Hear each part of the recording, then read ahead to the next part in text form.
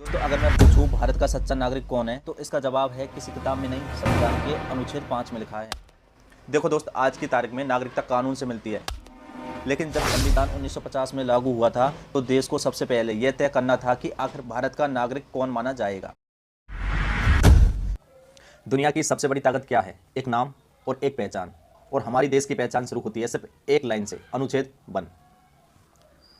हाँ दोस्त, आज मैं तुम्हें भारत के संविधान का वो पहला पन्ना दिखाने वाला हूँ जो हमारी पूरी पहचान तय करता है। अनुच्छेद 1 कहता है इंडिया, दैट इज भारत, यानी दुनिया चाहे इंडिया कहे या हम भारत कहे, नाम एक ही है, देश भी एक ही है।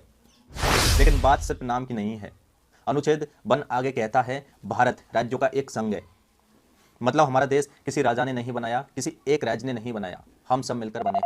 जम्मू कश्मीर से लेकर कन्याकुमारी तक, पंजाब से लेकर असम तक, हर राज्य, हर जमीन, हर संस्कृति मिलकर बने हैं भारत। और हाँ, भारत में कौन कौन से राज्य हैं, उनकी सीमाएं कहाँ तक हैं, ये सब संविधान की पहली अनुसूची में लिखा है। यहीं से शुरू होता है दुनिया का सबसे बड़ा, सबसे शक्तिशाली संविधान।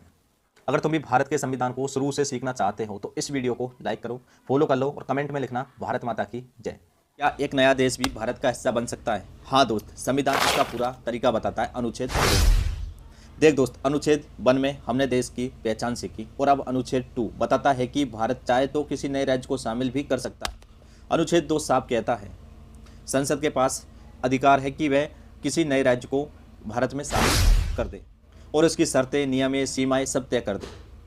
मतलब अगर कभी कोई क्षेत्र, कोई हिस्सा, कोई बाहरी प्रदेश भारत से जुड़ना चाहे तो अंतिम फैसला संसद का होगा। ये ताकत इसलिए दी गई है क्योंकि भारत एक ऐसा देश है जो कानून से चलता है, न भावनाओं से, न कागज से।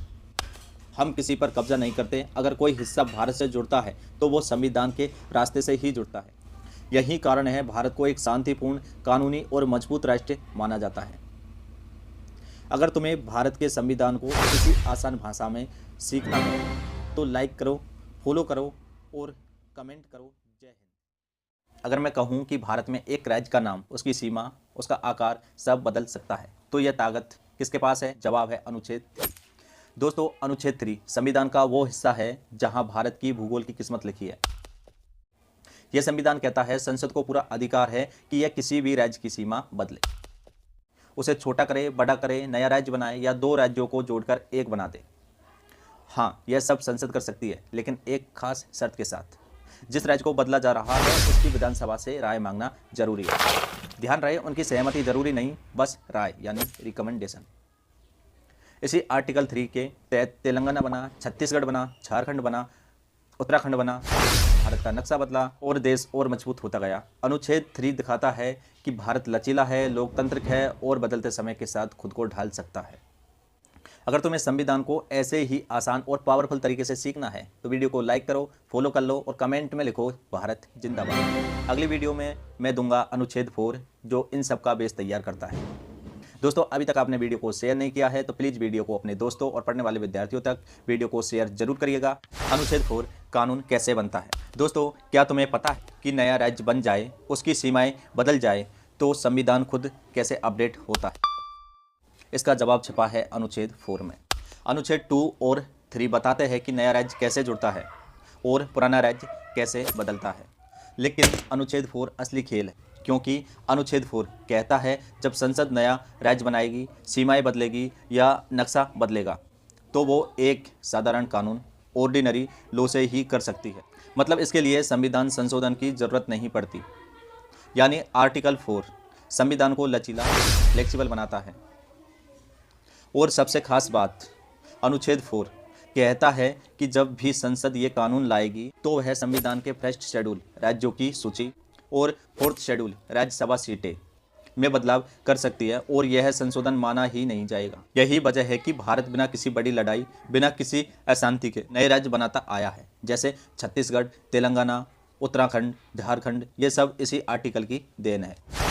दोस्तों, अगर तुम चाहते हो कि संविधान की ये पूरी सीरीज में रोज़ बनाता रहूं तो वीडियो को लाइक करो और फॉलो कर लो और वीडियो को सेव कर लो ताकि संविधान का प्रत्येक अनुच्छेद आपको याद हो जाए।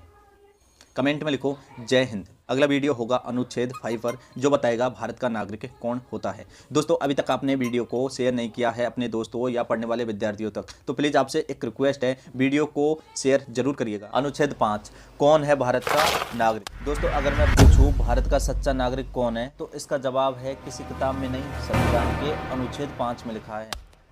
देखो दोस्त, आज की तारीख में नागरिकता कानून से मिलती है, लेकिन जब संविधान 1950 में लागू हुआ था तो देश को सबसे पहले यह तय करना था कि आखिर भारत का नागरिक कौन माना जाएगा।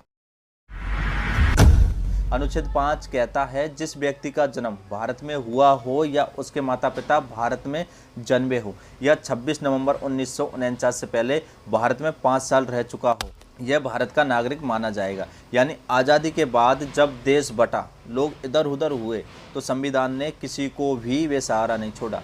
इस अनुच्छेद ने लाखों लोगों को पहचान, सुरक्षा और नागरिकता दी। अनुच्छेद 5 सिर्फ एक कानून नहीं, उस वक्त करोड़ों लोगों के लिए घर और पहचान की घोषणा था। इसने कहा, जो भारत में है, जो भारत से जुड़ा है, वह हमारा है। यही है अनुच्छेद 5 का दिल।